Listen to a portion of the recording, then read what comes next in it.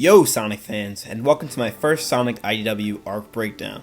Now if you're watching this video, you've probably you've already read all the IDW Sonic comics and just want a refresher. B, you aren't totally clear on some of the events in the IDW comics. Or C, you haven't read any of the IDW comics at all and you are interested. Now, all of these reasons are valid reasons, but before I dive in, I just want to say that this was a quick arc. It's only about 6 chapters long, and because of that, I'm not even entirely sure it has a name. So for the sake of this video, I will call this arc the Post Forces arc. I'm calling it the Post Forces arc because all the events in the comic series follow the events of Sonic Forces. Now, let's just not waste any more time.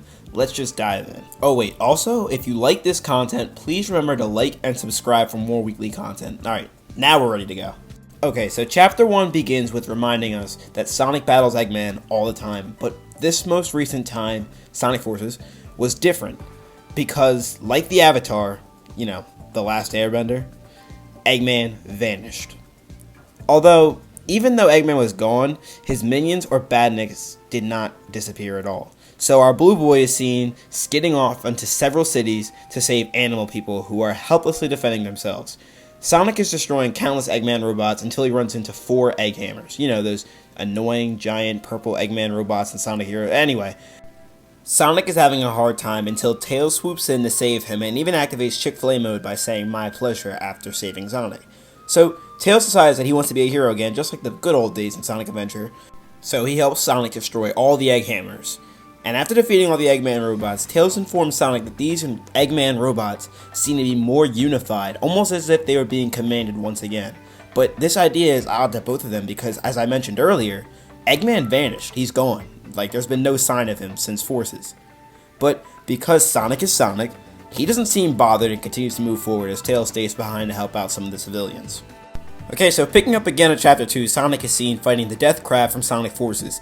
Sonic seemingly easily destroys it at first, and saves a couple of civilians in the process, but the Death Crab begins to rise like yeast, until Amy enters and smashes that thing with her Pico Pico hammer. The two of them flirt for a bit, or I guess Amy flirts with him, but that's beside the point. Amy then begs Sonic to join the Resistance, but Sonic declines, explaining that he needs to find clues on his own to figure out why the Badniks seem so unified. Mid-conversation, a helpless, goat? The goat informs them that an army of robots is invading from the west side of the village. Now, Sonic goes to find the robots, and Amy is taken to the defense of the village. After defeating the Eggman robots, we were reminded again that Knuckles was the leader of the Resistance and Amy was the organizer. Okay, that really wasn't that important, but I just figured it's some good knowledge to know.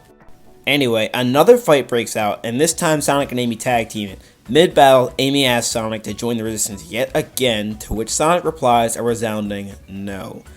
They kind of argue for a bit while fighting the Badniks, but they end up doing some kind of team blast at the end of it all. Amy informs Sonic that Knuckles went to investigate the town to the south, so Sonic goes to join him.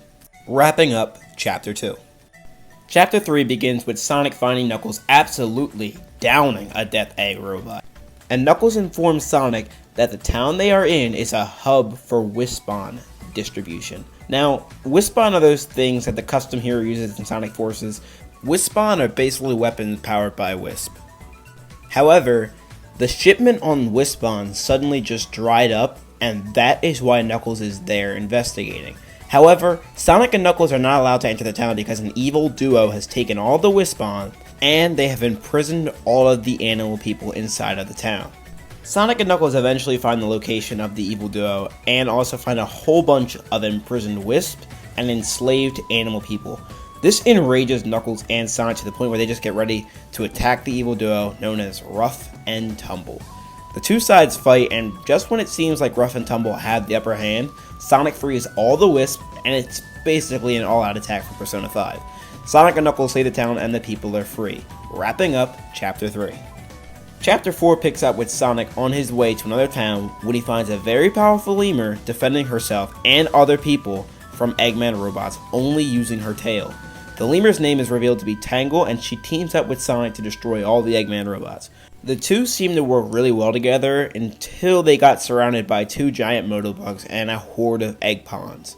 The two of them look nervous until Blaze shows up and destroys every last one of them. Blaze even agrees to help Sonic and Tangle save the town from even more Eggman robots. They fight for a very long time until Tangle realizes that the battle will not end until they destroy the source, a giant B-bot battleship. Tangle launches Blaze and Sonic into the sky as they both down the giant battleship. Blaze later explains the reason why she's here. It's because of the will of the Soul Emeralds. Side note, why didn't she feel the will of the Soul Emeralds during the time of Sonic Forces? Even Sonic says that she's about 7 months too late. Anyway, Blaze and Tangle end up teaming up, and Sonic goes to find another town in danger. The last page cuts to a living and healthy, yet a little bit dirty, looking Dr. Eggman. Chapter 5 picks up with Sonic and Espio fighting Badniks together. It's later revealed that Espio and the Chaotix are looking for Eggman. However, Espio doesn't believe that Eggman is behind the sudden unification of the Eggman robots. Espio explains that the Chaotix have not found any clues or on the whereabouts of Eggman, but they did receive an anonymous tip. Sonic and Espio rush to a very peaceful village where Charmy introduced them to Dr. Eggman, or so we think. However, this guy's name is Mr. Tinker. Sonic's not buying any of this Eggman shenanigan nonsense. However, Mr. Tinker reveals to have no recollection of anything except how to build stuff. He even plays with the small children of the village. Not that I'd want a 70-year-old man or however old he is playing with my child, but you get the point. The Chaotix seem to believe Mr. Tinker and overlook his past because of it. Sonic, however, has a hard time doing such, as he even calls Eggman, quote-unquote, extremely dangerous. Espio even admits that Eggman deserves to be punished for his crimes, but because Mr. Tinker cannot even remember anything that happened, they can't find a reason to punish him without coming across as injustice. Even the head chief of the village says that they ran several tests on this Eggman-looking guy, but this guy, Mr. Tinker, didn't remember a thing. And because he didn't remember anything, he came across as a very nice guy. In short, the head of the village says that Mr. Tinker should be a free man. That is until the Badniks attack the village. The Chaotix go to fight off the Badniks, and Sonic goes to find Mr. Tinker to get to the bottom of all of this shenanigans. But as it turns out, Mr. Tinker was just trying to help protect the village children from these Badniks. Mr. Tinker even admits that he's too ashamed and too afraid to fight.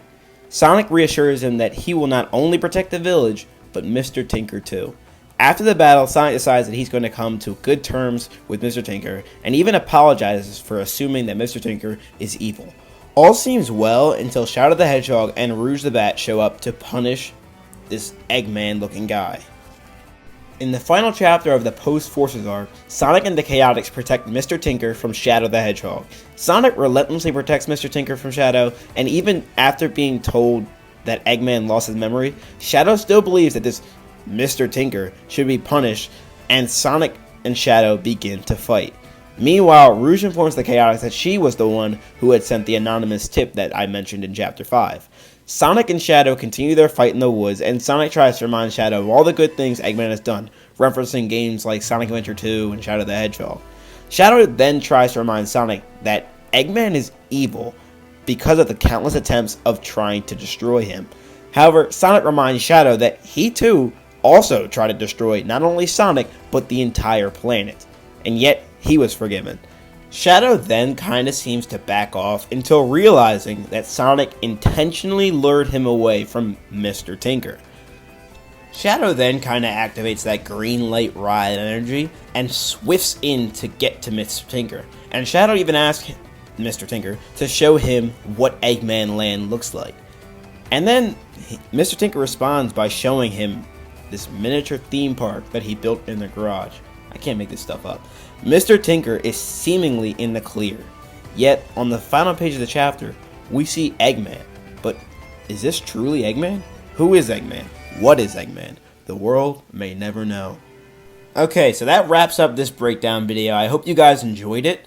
And if you did, please remember to like and subscribe. I would really appreciate it. So, should I do another breakdown of future arcs in the Sonic IDW series? Let me know below. Sonicsta is out.